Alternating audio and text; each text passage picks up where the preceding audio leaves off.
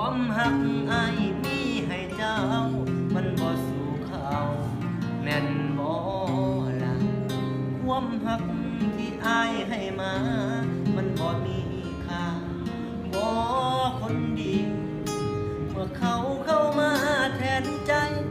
น้องกะไหลอ้ายดีคันบ่หักก็บอกอ้ายดีสิหนีไปจากเจ้าทนเศร้า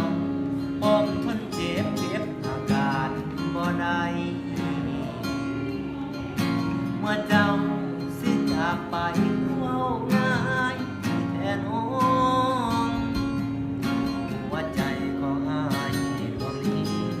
ก็ให้เจ้าไปเบิดทุกห้องแต่เจ้าให้เขาก็ขอเบิดทั้งตัวทางใจต้องเว้าดอกลาที่ผ่านมาให้พ่อเข้าใจ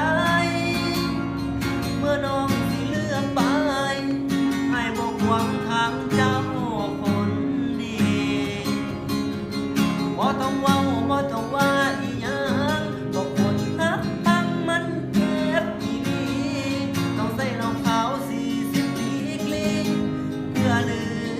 มให้ได้